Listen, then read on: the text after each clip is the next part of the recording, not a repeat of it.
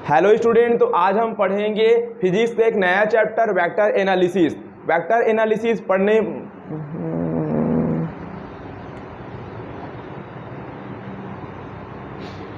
Hello student, तो आज हम पढ़ेंगे फिजिक्स का न्यू चैप्टर वेक्टर एनालिसिस। देखिए, वेक्टर एनालिसिस में बेसिकली हमको पढ़ना है कि वेक्टर क्वांटिटीज क्या होती है, स्केलर क्वांटिटीज क्या होती है, कैसे वेक्टर क्वांटिटीज से हमें डील करना सीखना है और स्केलर क्वांटिटी से कैसे हमें डील करना है। डील करने का मतलब है कैसे उनको ऐड करेंगे, सब्ट्रैक्ट करेंगे, वगैरह वगैरह। पूरा आज के इस वीडियो सेशन में कंप्लीट डिस्कशन करेंगे वेक्टर एनालिसिस का। देखिए student, physical quantity previous class में हमने पढ़ा था फिजिकल क्वांटिटीज क्या होती है। तो फिजिकल क्वांटिटीज क्या होती है, दुनिया में जो भी चीज़, दुनिया में वो सारे चीज़ जिनको हम मेजर कर सकते हैं, यानी कि जिनको हम माप सकते हैं, तौल सकते हैं, वो सारे क्वांटिटीज़ को हम फिजिकल क्वांटिटी कहते हैं। जैसे कि हम लेंथ को मेजर कर सकते हैं कि लेंथ कितनी है, तो ये हमारा फिजिकल क्वांटिटी है। अगर कोई यहाँ पर बॉडी पड़ा हुआ है, मान लेते हैं बॉल ही पड़ा है, तो बॉल का हम मास को मेजर कर सकते हैं, इस बॉल का वॉल्यूम मेजर कर सकते हैं, तो ये भी हमारा क्या फिजिकल क्वांटिटी। तो फिजिकल क्वांटिटी क्या, दुनिया में वो सारे चीज़ जिनका हम मेजरमेंट करते हैं वो सारा क्या होता है हमारा फिजिकल क्वांटिटी। अब प्रीवियस क्लास में चैप्टर नंबर 1 या 2 में हमने पढ़ा था फिजिकल क्वांटिटी दो प्रकार की थी, जिसमें एक था फंडामेंटल फिजिकल क्वांटिटीज और एक था हमारा डिराइव्ड फिजिकल क्वांटिटीज। ठीक है, मेजरमेंट के हिसाब से था। यहाँ पर फिजिकल क्वांटिटी हम मैग्नीट्यूड के हिसाब से पढ़ेंगे।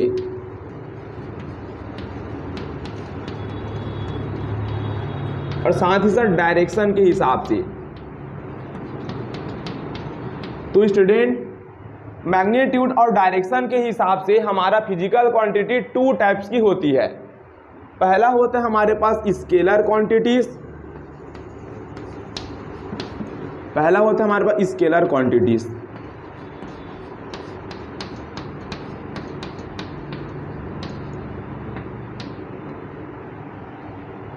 सेकंड होता है हमारे पास वेक्टर क्वांटिटीज।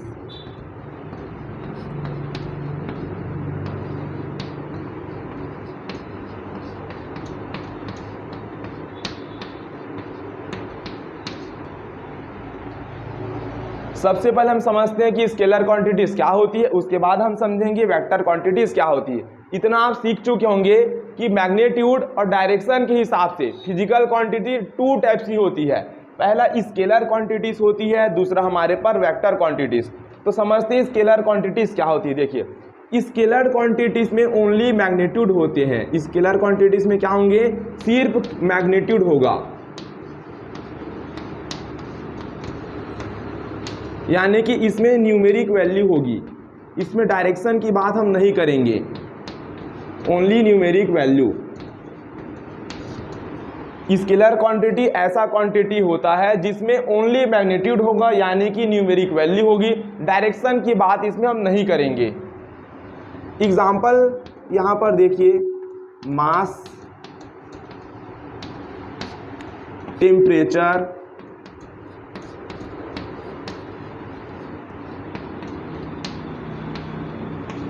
डिस्टेंस। हम पढ़े थे ना डिस्टेंस, डिस्टेंस में डायरेक्शन नहीं होता, सिर्फ डिस्टेंस में क्या होता है मैग्नीट्यूड होता है। वॉल्यूम,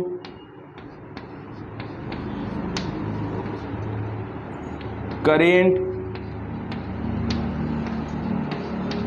प्रेशर,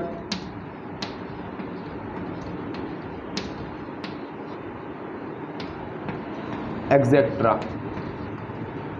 तो देखिए, ये जो मास है, मास ये हमारा पास स्केलर क्वांटिटीज है, क्योंकि मान लेते कोई बॉडी है यहाँ पर, इसका मास 5 kg है, इस बॉडी का मास 5 kg है। अब मैं तो पूछूंगा नहीं इसमें कि 5 kg ऊपर की ओर है कि 5 kg नीचे की ओर है कि 5 kg इधर है कि 5 kg इधर है। बॉडी का मास 5 किलोग्राम, तो ऊपर से देखो चाहे नीचे से देखो, चाहे दाएं से देखो चाहे बाएं से देखो, 5 kg यानी कि बॉडी का मास 5 kg ही रहेगा। जिसमें डायरेक्शन की बात हो रही क्या, नहीं हो रही है। तो मास हमारा क्या है, स्केलर क्वांटिटीज है। इसी प्रकार टेम्परेचर के, मान लेते किसी व्यक्ति को, किसी पर्सन को बुखार है, मान लेते उसको बुखार है 102 डिग्री फ़ारेनहाइट का। कितना बुखार उसको, 102 डिग्री फ़ारेनहाइट का।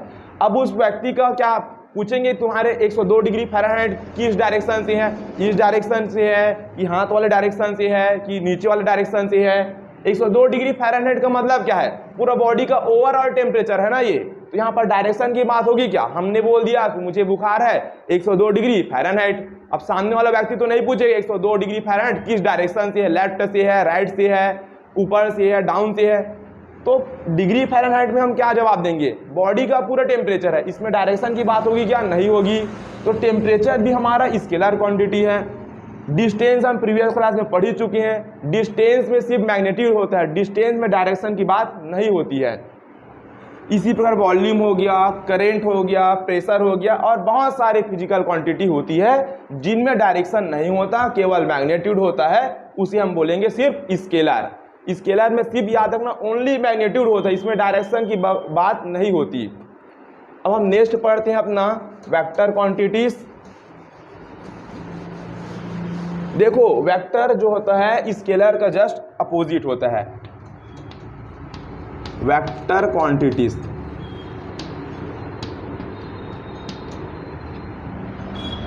देखो वेक्टर में क्या होगा, वेक्टर में बोथ होगा, वेक्टर में क्या होगा, बोथ।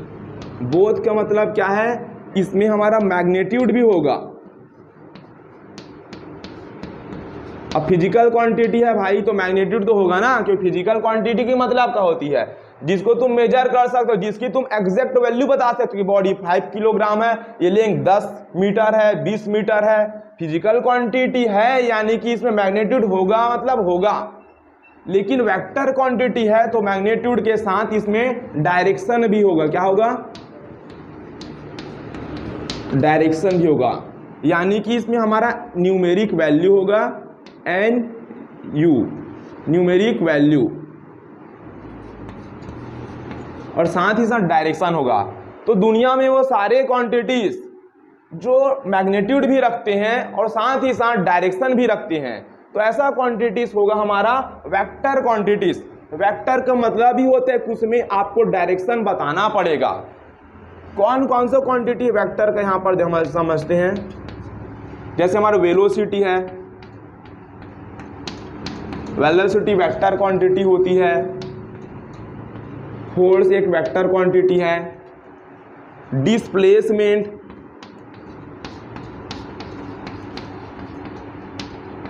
डिस्प्लेसमेंट भी हमारा वेक्टर क्वांटिटी है। एक्सेलरेशन, एक्सेलरेशन वेक्टर क्वांटिटी है, एक्सेट्रा, और बहुत सारे वेक्टर क्वांटिटी है।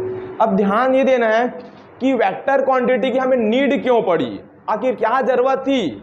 हम तो मस्त अच्छे से फिजिकल क्वांटिटी मस्त मेजर करके बता रहे थे, भाई तुम 10 किलो हो, भाई तुम्हारा जो हाइट है वो 5 सेंटीमीटर है, 5 फुट है, 1 मीटर है। क्या जरूरत पड़ी थी कि वेक्टर क्वांटिटी को हमें डील करने की नीड पड़ी। देखिए एक एग्जांपल के जरिए हम समझते हैं।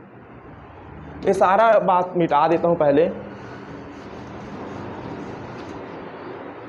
मान लेते हैं राम है, चलो श्याम मान लेते हैं, कौन है श्याम। श्याम को आलू गुंडा खाना बहुत पसंद। श्याम को क्या खाना पसंद है, आलू गुंडा, ठीक है। श्याम को आलू गुंडा बहुत खाना पसंद है, और श्याम को उस आलू गुंडा का एड्रेस मैं बताया। मैं एक जगह आलू गुंडा खा के आया था, उसका नाम था सुपेला। कहाँ पर, सुपेला एक प्लेस है जहाँ पर एक भाई साहब हैं जो आलू गुंडा का स्टॉल लगाते हैं, और एक गजब का धमाकेदार आलू गुंडा बनाते हैं। 10 रुपये में कितना पीस, 2 पीस। महंगाई में भी ये सस्ता में दे रहे हैं, और एकदम जबरदस्त आलू गुंडा ये बनाते हैं सुपेला वाला भाई साहब। ये है मेरा दोस्त श्याम, ये मेरा दोस्त क्या है, श्याम। एक बार मैं आलू गुंडा खा के आया, भाई साहब से 10 रुपये में 2 पीस दिया। आलू गुंडा मुझे बहुत ज़बरदस्त टेस्ट लगा। मैंने अपने दोस्त श्याम को बताया, भाई श्याम सुपेला में एक जगह है, सुपेला में एक जगह है। सुपेला यानी कि सुपेला से कुछ दूरी में जाओगे ना, कुछ डिस्टेंस में, सुपेला से कुछ डिस्टेंस में जाओगे तो एक जगह है जहाँ पर ज़बरदस्त आलू गुंडा बनाता। मैं खा क्या भाई, टेस्ट बहुत लाजवाब लगा। श्याम को भूख लगी थी, श्याम के मन में लालच आ गया। श्याम ने बोला चलो मैं एक बार जाकर टेस्ट कर लेता हूँ कि उसका टेस्ट कैसा है, ठीक है। अब श्याम मुझे पूछने लगा कि सुपेला में आलू गुंडा का इंस्टॉल सुपेला से कितने मीटर दूर में है, सुपेला से कितने मीटर दूर में है। श्याम को मैं कॉल में बताते गया। चार्जिंग था मेरे मोबाइल में सिर्फ 2%, मेरे मोबाइल में कितना था, 2%। श्याम कॉल किया, भाई सुपेला मैं पहुंच गया। सुपेला से कितना दूरी पर आलू गुंडा का दुकान है जहां बेस्ट आलू गुंडा मिलता है। श्याम को मैं फोन में कहा कि भाई तुम सुपेला से ना 10 मीटर चले जाओ, सुपेला से 1 किलोमीटर चले जाओ। कहाँ चले जाओ? सुपेला से 1 किलोमीटर चले जाओ। तुरंत मेरा चार्जिंग खत्म हो गया और राम ने फोन डिस्कनेक्ट कर दिया। ठीक है, श्याम ने, अब श्याम सुपेला से 10 किलोमीटर गया। श्याम सुपेला से कहाँ गया? ये हमारा सुपेला हो गया। 1 किलोमीटर गया, सॉरी 1 किलोमीटर। यहाँ उसे आलू गुंडा की दुकान मिली क्या? नहीं मिली। श्याम ने सोचा इधर गया सुपेला से, आलू गुंडा का दुकान नहीं मिला। श्याम ने सोचा थोड़ा सा इधर चलता हूँ 1 किलोमीटर। यहाँ पर भी देखा श्याम को आलू गुंडा की दुकान नहीं मिली। श्याम सोचा ये जो चौक है ना, इस रास्ते से चले जाता हूँ। कितना किलोमीटर? 1 किलोमीटर। यहाँ पर आलू गुंडा की दुकान मिली क्या? नहीं मिली। श्याम ने सोचा इस डायरेक्शन से जाता हूँ, यहाँ पर आलू गुंडा की दुकान मिली क्या? नहीं मिली। क्या? नहीं मिली। श्याम हर तरफ से 1 किलोमीटर चलते गया। सुपेला चौक से श्याम हर तरफ कितना मीटर चलते गया? अभी भी इसके पास करोड़ों रास्ते हैं, हजारों रास्ते हैं। श्याम सुपेला से 1 किलोमीटर जाएगा तो क्या उसे आलू गुंडा मिलने में टाइम लगेगा कि नहीं लगेगा? श्याम पूरा सुपेला का हर एक रास्ता ट्राई करेगा, तब जाके उसको आलू गुंडा की दुकान नहीं मिलेगा। दिन रात बीत जाएगा क्योंकि शाम को आलू गुंडा का एग्जैक्ट लोकेशन मालूम नहीं है। अब श्याम वापस मुझे कॉल करता है कि भाई आलू गुंडा का दुकान बताए तो, लेकिन आपने सुपेला से 1 किलोमीटर डिस्टेंस बताया। श्याम की गलती थी। श्याम मुझे ये नहीं पूछा कि 1 किलोमीटर जाऊंगा तो लेफ्ट मुड़ूंगा कि राइट मुड़ूंगा कि कहाँ मुड़ूंगा। श्याम मुझसे डायरेक्शन के बारे में कोई इंफॉर्मेशन लिया क्या? नहीं लिया। श्याम सिर्फ मुझसे मैग्नीट्यूड पूछा। श्याम ने मेरे से क्या पूछा? मैग्नीट्यूड पूछा कि सुपेला से कितने डिस्टेंस पर आलू गुंडा का दुकान है। मैंने बोला 1 किलोमीटर। तो 1 किलोमीटर क्या है? सिर्फ मैग्नीट्यूड है। लेकिन श्याम को एक्चुअल में किसकी नीड हो रही है? डायरेक्शन की। अगर श्याम को बोलता भाई तुम सुपेला से 1 किलोमीटर जस्ट सीधा सीधा जाना और सीधा जाके तुम मस्त राइट मुड़ जाना और वहीं पर आलू गुंडा की दुकान है, तो श्याम पहुंच पाता कि नहीं पहुंच पाता? तो यहां से हमें पड़ती है डायरेक्शन की नीड। ठीक, मैग्नीट्यूड से हमें काम नहीं चलता फिजिक्स में, तो हमें डायरेक्शन की नीड पड़ती है। मैग्नीट्यूड से हम सारे चीज को डिफाइन नहीं कर पाएंगे, हमें डायरेक्शन की नीड होती है। तो यहीं से बेसिकली एक आइडिया लग चुका होगा कि डायरेक्शन की नीड हमें क्यों पड़ी। और हम कहीं पर भी जाते हैं, कहीं पर भी हम सबसे पहले उससे डायरेक्शन पूछते हैं। कोई भी गाड़ी में आ जाता है, कोई भाई साहब पूछता है ना ये शीतला तालाब कहाँ पर, हम बताते हैं भैया यहाँ से आप 500 मीटर लेफ्ट जाओ, दाएं जाओ, बाएं जाओ, वहां पर जो तालाब दिखेगा वहीं पर सामने वाली दुकान है। तो हम उसको मैग्नीट्यूड भी बता रहे हैं भाई साहब को, गाड़ी वाले, और डायरेक्शन भी बता रहे हैं। और डायरेक्शन और मैग्नीट्यूड के हिसाब से भाई साहब एग्जैक्ट पोजीशन पर पहुंच जाता है। तो यहाँ पर उस भाई साहब को डायरेक्शन भी बता दिए, मैग्नीट्यूड भी बता दिए। तो ये हमारा कौन सा क्वांटिटी हो जाएगा? फिजिकल। यस और नो? तो फिजिकल क्वांटिटी क्या होती है? वेलोसिटी होती है, डिस्प्लेसमेंट होती है, फोर्स होती है। वे सारे क्वांटिटी जहाँ पर मैग्नीट्यूड बताएंगे ही बताएंगे और डायरेक्शन भी बताना पड़ेगा। अब मेजर डिफरेंस बता रहा हूँ कि वेक्टर क्वांटिटी और फिजिकल क्वांटिटी में क्या डिफरेंस है। तो इधर मैं लिख देता हूँ स्केलर। देखो जो हमारे पास स्केलर क्वांटिटी होती है ना, उसे हम नॉर्मल स्केलर भी बोलेंगे, हर हमेशा नहीं बोलेंगे बार बार स्केलर क्वांटिटी है, distance scalar quantity, distance scalar quantity, तुम स्केलर भी बोल दोगे तो भी काम बन जाएगा। हर जगह हम ये नहीं बोलेंगे कि फोर्स वेक्टर क्वांटिटी है, फोर्स वेक्टर क्वांटिटी है, तुम वेक्टर बस बोल दोगे फोर्स इज अ वेक्टर, फिर भी उस क्या है? वेक्टर क्वांटिटी है। तो वेक्टर क्वांटिटी बार बार नहीं बोलेंगे, वेक्टर बोलेंगे, फिर भी काम चल जाएगा। तो एक तरफ हम लिख दें स्केलर, यहाँ पे हमें मेजर डिफरेंस समझना पड़ेगा स्केलर और वेक्टर में। देखो पहला तो ये है कि स्केलर में ओनली क्या होगा? स्केलर में ओनली मैग्नीट्यूड होगा, यानी कि इसमें ओनली न्यूमेरिक वैल्यू होगी। वेक्टर में हम पढ़े थे कि इसमें मैग्नीट्यूड होगा ही होगा और साथ ही साथ इसमें डायरेक्शन की बात भी होगी। ठीक है, ये तो समझ गए। सेकंड पॉइंट लिखना, जो हमारे पास स्केलर होती है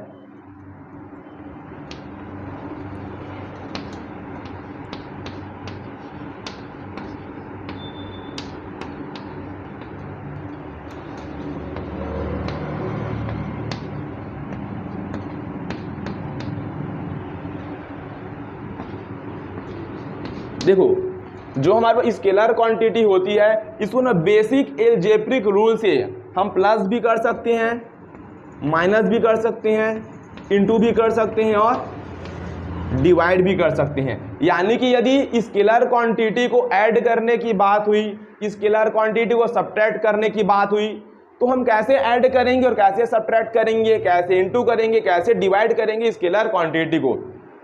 तो मैथ्स में जो हम नॉर्मल रूल पढ़ते हैं ना 2 + 3 = 5, 2 - 3 = -1, तो ये इसको बोलते हैं हम लोग नॉर्मल एलजेब्रिक रूल। क्या बोलते हैं? नॉर्मल या बेसिक एलजेब्रिक रूल। तो स्केलर क्वांटिटी को जब बात होती है ऐड करने की, सब्ट्रैक्ट करने की, तो स्केलर क्वांटिटी को ऐड सब्ट्रैक्ट करने के लिए कोई हमें अलग सा रूल पढ़ने की नीड नहीं है। नॉर्मली मैथ्स में हम जैसे डील करते हैं ना एलजेब्रिक रूल, वही सारा एलजेब्रिक रूल से भी यहाँ डील करना है। एग्जाम्पल बता रहा हूँ, मान लेते हैं यहाँ पर 2 किलोग्राम का मेरे पास पोटैटो है। कितना किलोग्राम का? 2 किलोग्राम का मेरे पास क्या है? पोटैटो। क्या है? ये पोटैटो रखा हुआ मान चलो। ये कितने किलोग्राम है? ये 2 किलो का। फिर मैंने ले लिया 3 किलोग्राम का पोटैटो ले लिया। कितना ले लिया? 3 किलोग्राम का। तो ये मेरे पास 2 किलोग्राम पोटैटो हो गया और ये मेरे पास 3 किलोग्राम पोटैटो हो गया। बताओ 2 किलोग्राम पोटैटो एक मास ही तो रिप्रेजेंट कर रहा है कि पोटैटो कितना किलोग्राम है। हमने बोला 2 किलोग्राम। ठीक है भाई, तुम मास हो यानी कि तुम में डायरेक्शन नहीं है। मैंने फिर खरीदा 3 किलो आलू। ठीक है, तो 3 किलो आलू क्या है? मास है ना। 3 किलो क्या है? आलू का मास है, डायरेक्शन की बात नहीं है। अब बोलती है मम्मी बेटा कितना किलो आलू हुआ? मैं जवाब दूंगा मम्मी 2 + 3 मेरे पास हुए टोटल 5 किलोग्राम पोटैटो। कितना हो गया? 5 किलोग्राम। तो यहाँ पर हम क्या कुछ अलग से रूल पढ़े क्या? नहीं, डायरेक्ट मैथ्स में जो एलजेब्रिक रूल था उन्हीं एलजेब्रिक रूल से स्केलर क्वांटिटी से डील करना है।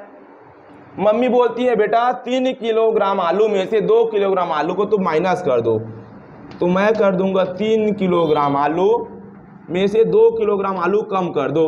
तो मम्मी को बोलूँगा मम्मी मेरे पास हुआ 1 किलोग्राम आलू। यस और नो? हमने कोई अलग से रूल पढ़ा? नहीं पढ़ा। तो स्केलर क्वांटिटी को बात होती है ऐड करने की, सब्ट्रैक्ट करने की, कुछ भी करने की। तो स्केलर क्वांटिटी के लिए हमें अलग से मैथ्स में कोई रूल वगैरह नहीं पढ़ना, नॉर्मल एलजेब्रिक रूल फॉलो कराना है, क्योंकि स्केलर क्वांटिटी में यहाँ डायरेक्शन होता ही नहीं है। अब डायरेक्शन नहीं होता तो नॉर्मली जैसे मैथ्स से डील करते थे अभी तक, वैसे डील स्केलर क्वांटिटी से हमको करते जाना है। कोई दिक्कत है यहाँ तक? नहीं है। अब आते हैं वेक्टर में। अब वेक्टर में सेकंड बात याद रखना कि हमारे पास जो बेसिक एलजेब्रिक रूल होते हैं, कौन से होते हैं? Basic algebraic rule. Basic algebraic rule यानी कि अभी तक जो मैथ्स में हम पढ़ रहे थे ना क्लास 10th लेवल में, ठीक, तो बेसिक एलजेब्रिक रूल से इसको ना तो प्लस कर सकते हैं, ना तो माइनस कर सकते हैं, ना तो इंटू कर सकते हैं, ना तो डिवाइड कर सकते हैं। वेक्टर क्वांटिटी को हम नॉर्मल एलजेब्रिक रूल से डिफाइन नहीं कर सकते। तो ठीक है, तो भैया आखिर वेक्टर क्वांटिटी को कैसे डिफाइन करेंगे? कैसे वेक्टर क्वांटिटी का हम बहुत सारे अगर वेक्टर होगा तो कैसे हम रिजल्टेंट निकालेंगे? स्केलर में रिजल्टेंट निकालना काफी आसान था, नॉर्मल बेसिक एलजेब्रिक रूल लगा दो। वेक्टर में क्या करेंगे? एक बात याद रखना, वेक्टर में हमें पढ़ना पड़ता है वेक्टर लॉ ऑफ एडिशन। क्या पढ़ना पड़ेगा? वेक्टर लॉ ऑफ एडिशन, है ना। अगर बहुत सारे वेक्टर क्वांटिटी हमारे पास और उनका हमें क्या चाहिए? रिजल्टेंट वेक्टर चाहिए। क्या चाहिए? Resultant vector. तो रिजल्टेंट वेक्टर के लिए मैं नॉर्मल एलजेब्रिक रूल बिल्कुल नहीं लगा सकता। बेसिक एलजेब्रिक रूल यहाँ पर वर्क नहीं करता वेक्टर क्वांटिटी में। तो हमें कौन सा रूल पढ़ना पड़ेगा इसके लिए? Vector law of addition. कैसे काम करता है वेक्टर लॉ ऑफ एडिशन? थोड़ा सा आपको हिंट देता हूँ, बाकी हम वीडियो को लास्ट में पढ़ेंगे। समझो इस बात को। देखो, ठीक है, वेक्टर है यानी कि दोनों होगा, बोथ होगा, मैग्नीट्यूड भी होगा और डायरेक्शन भी होगा। ठीक है, कोई दिक्कत वाली बात नहीं है। मान लेते हैं राम है, पोजीशन ए है, ये कोई पॉइंट है और ये हमारे पास बी पॉइंट है। ठीक, डायरेक्शन बता रहा हूं मैं। ठीक, यानी कि पक्का ये वेक्टर क्वांटिटी होगी। ठीक है, मान लेते यहाँ से यहाँ तक 5 है और यहाँ से यहाँ तक कितना है 6 का डिस्प्लेसमेंट है। यहाँ से यहाँ तक कितना है 5 मीटर, 3 ले लेते हैं यहाँ से 3 मीटर और ये लेते हैं 4 मीटर। यहाँ से यहाँ तक कितना है 3 मीटर, यहाँ से यहाँ तक कितना है 4 मीटर। वेक्टर क्वांटिटी है कि नहीं, है कि नहीं वेक्टर क्वांटिटी। डायरेक्शन लगाए हैं कि नहीं लगाए हैं, लगा दे, इसमें भी डायरेक्शन लगा दो, वेक्टर है कि नहीं 3 मीटर और ये 4 मीटर। मैं डायरेक्ट लिखता हूँ दोनों का रिजल्टेंट, मैं दोनों का रिजल्टेंट लिखूंगा vector of 3 plus vector of 4 is equal to मैं लिख दिया वेक्टर ऑफ 7। अब ठीक है, एक और देखते हैं यहाँ पे, ये हो गया ए, ये हो जाएगा हमारा बी, डायरेक्शन 4 मीटर। मैं इधर आया, एक वेक्टर इधर बनाया, ये है हमारे पास 3 मीटर।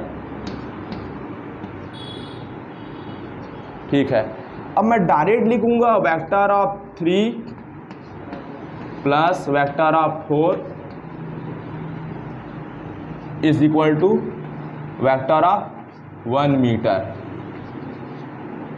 क्या लिखा, वेक्टर ऑफ 1 मीटर। अब सोच रहे होंगे कि नॉर्मल अलजेब्रिक रूल काम कर रहा है क्या, मैं vector of 3 plus vector of 4 कर रहा हूं तो यहाँ पे मुझे 7 मिला और यहाँ पे मुझे कितना मिला 1 मिला, क्योंकि ये डिस्प्लेसमेंट की बात हुई। इधर चले +4, वापस आए -3, कितना मिला 1 मिला। कितना मिला हमें 1 मीटर मिला कि नहीं मिला। ठीक है, अब चलो एक नेक्स्ट एग्जांपल लेते हैं।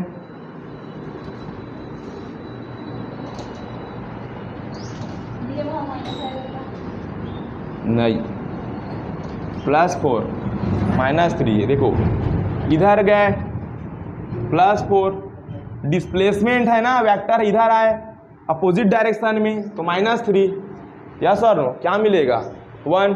ठीक, अब देख लेते हैं, ये हो जाएगा हमारा 4 वेक्टर ऑफ 4, ये हो जाएगा वेक्टर ऑफ 3। इसको नाम देते हैं O A B। यहाँ पर फिर वैसे करूँगा vector of 3 plus vector of 4। यहाँ पर अब कितना मिलेगा हमें वेक्टर ऑफ 5 मीटर। यहाँ से यहाँ तक का डिस्टेंस होगा, शॉर्टेज डिस्टेंस डिस्प्लेसमेंट है, ये कितना मिलेगा वेक्टर ऑफ 5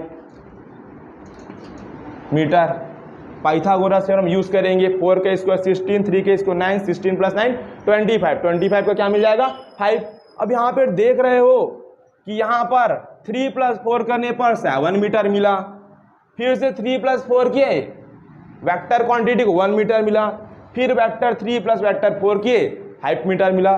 तो यहाँ पर वेक्टर क्वांटिटी होने की वजह से नॉर्मल अलजेब्रिक रूल यहाँ पर वर्क करेगा क्या, नहीं करेगा। अगर नॉर्मल अलजेब्रिक रूल को वर्क कराना है तो सभी में मुझे 7 मीटर लिखना पड़ जाता, ऐसा हो रहा है क्या, नहीं। तो जो वेक्टर क्वांटिटीज होती है इसको नॉर्मल अलजेब्रिक रूल से हम ना तो प्लस कर सकते ना तो माइनस। नॉर्मल अलजेब्रिक रूल यहाँ पर काम नहीं करता है, वो सिर्फ ओनली स्केलर क्वांटिटी में काम करेगा। और ये वेक्टर क्वांटिटी के साथ हमें डील करना है, बहुत सारे वेक्टर हो जाएंगे और हमें पर्टिकुलर उसका क्या निकालना है, रिजल्टेंट वेक्टर निकालना है। तो हमें एडिशन ऑफ वेक्टर पढ़ना पड़ेगा, रूल्स ऑफ एडिशन, कैसे वेक्टर क्वांटिटी को ऐड करते हैं, इसका रूल है, उसको कहते हैं वेक्टर लॉ ऑफ एडिशन। उसी के बेस पे सारा चीज डिफाइन हुआ है, वेक्टर लॉ ऑफ एडिशन के बेस में। अभी हम आगे पढ़ेंगे, बस यहाँ पे जस्ट तुम लोग फील करो कि कैसा ये सारे चीज हुए हैं। ठीक है,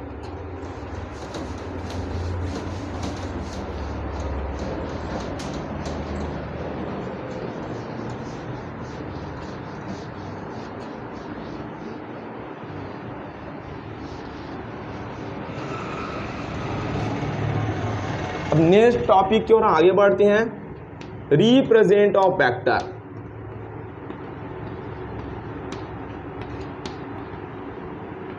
देखो एक रूल पहले बता रहा हूं फिर आगे बढ़ेंगे। देखिए वेक्टर क्वांटिटी देखो वेक्टर होने के लिए क्या क्या कंडीशन है, ध्यान समझे। हम हर एक चीज जिसमें डायरेक्शन होगा, मैग्नीट्यूड होगा, उसको वेक्टर नहीं कहेंगे। अभी तक हम क्या पढ़ रहे थे कि वेक्टर क्वांटिटी उसे कहेंगे जिसमें डायरेक्शन भी होगा, जिनका मैग्नीट्यूड होगा। लेकिन ये रॉन्ग है, जिनका डायरेक्शन होगा, जिनका मैग्नीट्यूड होगा, इनको वेक्टर नहीं कहेंगे। वेक्टर किन किन क्वांटिटी को कहेंगे, ध्यान से सुनिए। वेक्टर होने के लिए 3 कंडीशन। पहला, मैग्नीट्यूड होना चाहिए। सेकंड, डायरेक्शन होनी चाहिए। थर्ड,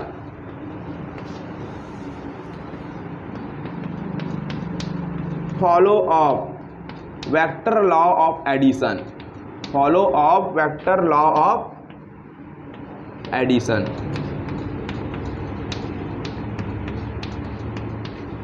तो वेक्टर क्वांटिटी होने के लिए 3 कंडीशन है। मैग्नीट्यूड होने ही चाहिए, ठीक है, डायरेक्शन भी होना चाहिए। मैग्नीट्यूड और डायरेक्शन के साथ साथ उसे वेक्टर लॉ ऑफ एडिशन को भी फॉलो करना पड़ेगा। यदि ऐसा क्वांटिटी जिसमें वेक्टर भी है, मैग्नीट्यूड भी है, लेकिन वो तीसरा में आके फेल हो जा रहा है, वेक्टर लॉ ऑफ एडिशन को फॉलो नहीं कर रहा है, तो डायरेक्शन होने के बावजूद, मैग्नीट्यूड होने के बावजूद उसे हम वेक्टर क्वांटिटी कह पाएंगे क्या? नहीं कहेंगे, वो स्केलर ही होगा। क्या ऐसा क्वांटिटी भी है? यस, देखते हैं। एक हमारे पास करेंट, क्या है? करंट। इलेक्ट्रिक करंट को हम एम्पियर से मेजर करते हैं। किससे मेजर करते हैं? एम्पियर से, ठीक है। यहां से आ रहा है, मान लेते हैं 2 एम्पियर का करंट, ठीक। इस वायर से आ रहा है 3 एम्पियर का करंट, ठीक है। अब दोनों का हम क्या निकालेंगे? रिजल्टेंट चाहते हैं। क्या चाहते हैं? रिजल्टेंट। इधर से आया 2 एम्पियर करंट, इधर से आया 3 एम्पियर करंट। अब दोनों करंट यहाँ पर जाके मिलेंगे कि नहीं मिलेंगे? मिलेंगे ना, कुछ ना कुछ दोनों का होगा यहाँ पर। फिर इस डायरेक्शन में टोटल रिजल्टेंट मिलेगा। तो रिजल्टेंट हमें मिलता है रियल में 5 एम्पियर। क्या मिलता है? 5 एम्पियर।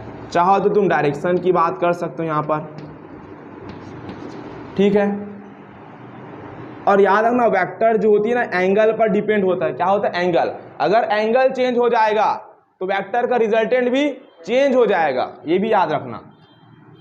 मैं यहाँ पर एंगल को बढ़ा दिया, यहाँ पर आ रहा है इस वायर में 2 एम्पियर का करंट। इस साइड से हमने देखा तो यहाँ पे आ रहा है हमारे पास 3 एम्पियर करंट। दोनों करंट यहाँ पर मिलेंगे और यहाँ से निकलेगा पर्टिकुलर इनका रिजल्टेंट इस डायरेक्शन में। यहाँ पर हमें मिलता है रिजल्टेंट रियल में 5 एम्पियर। हम देख रहे हैं दोनों का एंगल डिफरेंट। यहाँ पर एंगल θ2 तो यहाँ पर एंगल θ1, और एंगल डिफरेंट होने से वेक्टर का रिजल्टेंट अलग अलग मिलता है। ये बात याद रखना, ठीक है ना। एंगल बदल जाने से वेक्टर का रिजल्टेंट भी बदल जाता है। यहाँ पर देखो, यहाँ पर फिर इसमें मैग्नीट्यूड भी है, डायरेक्शन की बात हो रही है। यानी करंट में मैग्नीट्यूड है, करंट में क्या है? मैग्नीट्यूड है, और करंट का क्या है? डायरेक्शन भी है, ठीक। लेकिन यहाँ पर एक बात तो आप लोग नोटिस कर रहे होंगे कि यहाँ पर vector of 2a plus vector of 3a कर रहे हैं, हमें कितना मिल रहा है?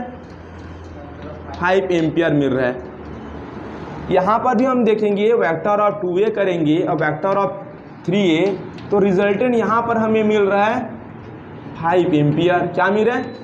5 एम्पियर। और हम बात किए थे एंगल डिफरेंट हो जाएगा तो वेक्टर का जो फाइनल रिजल्टेंट होगा वो डिफरेंट मिलने चाहिए।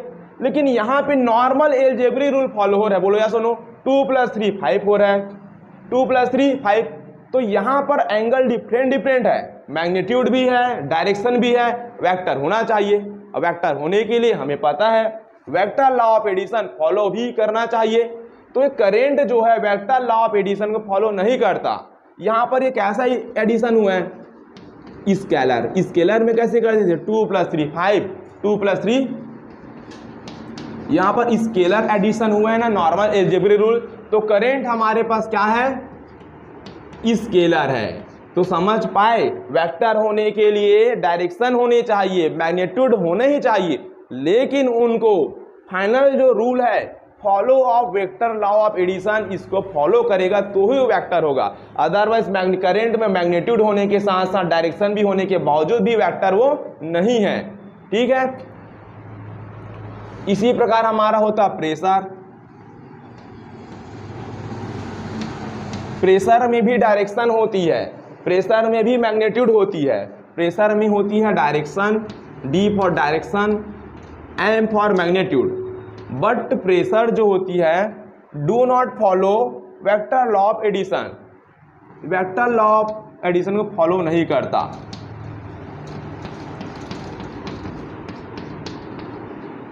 वेक्टर लॉ ऑफ एडिशन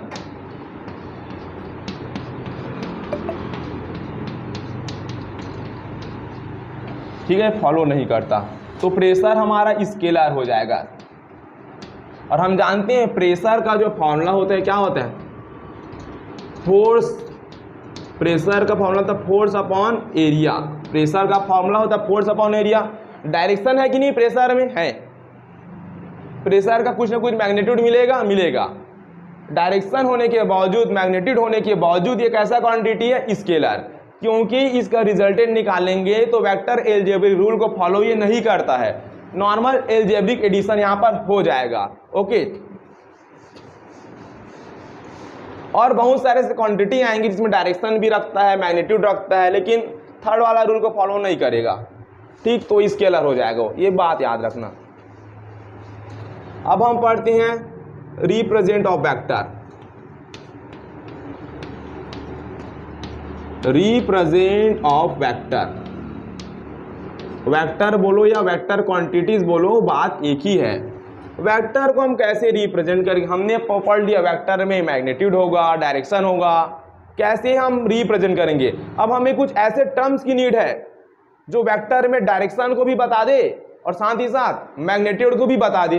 क्या ऐसा कोई रिप्रेजेंट का नोटेशन है जो डायरेक्शन भी बता दे और उसको देखने पर हमें मैग्नीट्यूड भी पता चल जाए?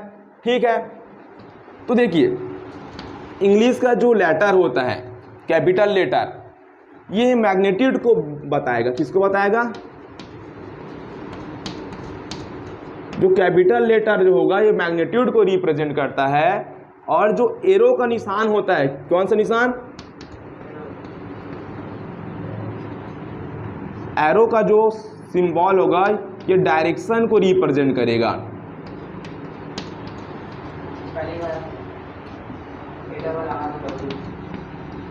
तो यहां पर देखिए मैं बोल देता हूं ए है और ये बी है। ए से बी का जो लेंथ है ये 10 सेंटीमीटर है। कितना सेंटीमीटर? 10 सेंटीमीटर। ये मैंने लगाया डायरेक्शन एरो। ये हमारे पास होगा पीछे वाला साइड टेल और सामने वाला जो होगा ये हमारा हेड होगा। और यही सामने वाला जो हेड होगा यही हमारा डायरेक्शन को रिप्रेजेंट करेगा।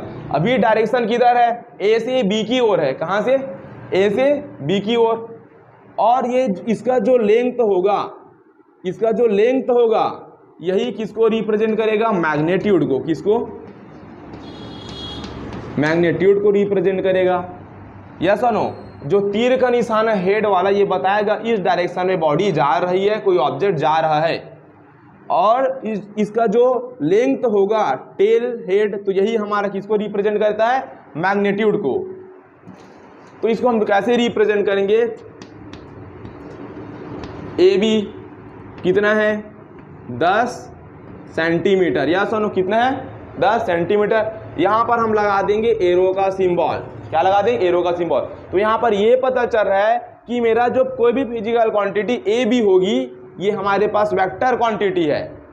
और तीर का निशान बता रहा है कि बॉडी ए से बी की ओर जा रही है और उसकी मैग्नीट्यूड कितनी है? 10। कितने है? तो ए से बी के बीच कितना मैग्नीट्यूड है? उसका टोटल लेंथ होगा वो 10 सेंटीमीटर होगा। ठीक है, इसी प्रकार मैं बोल देता हूं 10 न्यूटन फोर्स। 10 न्यूटन फोर्स को रिप्रेजेंट करो। हमारा सवाल है 10 न्यूटन फोर्स को रिप्रेजेंट करो।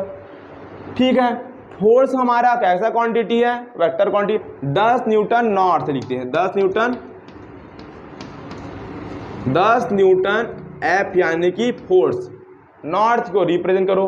अब डायरेक्शन के लिए बेसिकली हम ये फॉलो करेंगे, ये हो जाएगा नॉर्थ, ये हो जाएगा साउथ, ये होगा हमारा ईस्ट, ये हो जाएगा हमारा वेस्ट। 10 न्यूटन फोर्स कहाँ? नॉर्थ।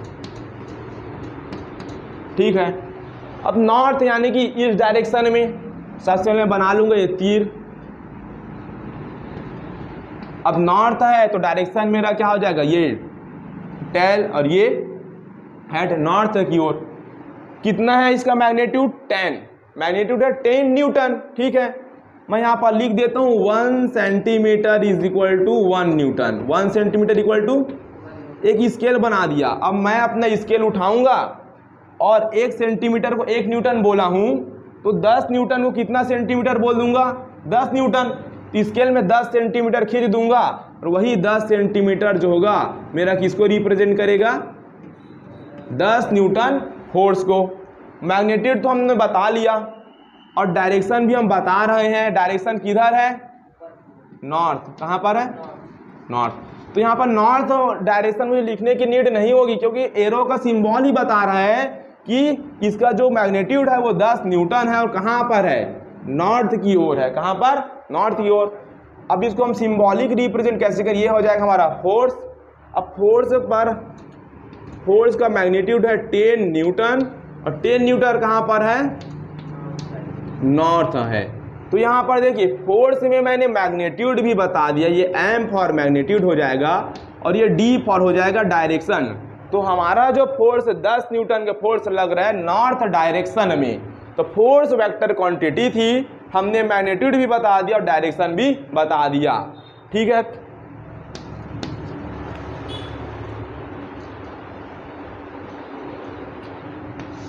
तो इसके वेक्टर क्वांटिटी को हम रिप्रेजेंट इस प्रकार से करते हैं कि डायरेक्शन भी आ जाए और वेक्टर भी आ जाए। अब कभी भी हम लिखेंगे, मान लेते हैं जैसे वेलोसिटी हो गया 2 मीटर पर सेकेंड, यहाँ पर हम क्या लगा देंगे? वेक्टर। क्या लगा देंगे? वेक्टर। अब यहाँ पर वेलोसिटी नॉर्थ में है कि ईस्ट में, ऐसा लिखने की नीड अभी नहीं होगी।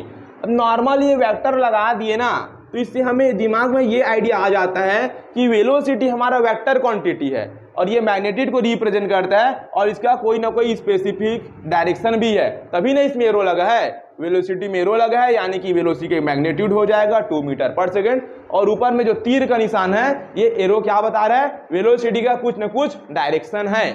तो कभी हम लिखेंगे एक्सेलरेशन लिख देंगे 5 मीटर पर सेकंड का स्क्वायर, डायरेक्शन लगा देंगे। तो एक्सेलरेशन हमारा वेक्टर क्वांटिटी है जिसमें कोई ना कोई डायरेक्शन भी है, एरो लगा देंगे, मतलब समझ जाना वो डायरेक्शन को ही बात कर रहा है। तो इस प्रकार से हम वेक्टर क्वांटिटी को रिप्रेजेंट करेंगे।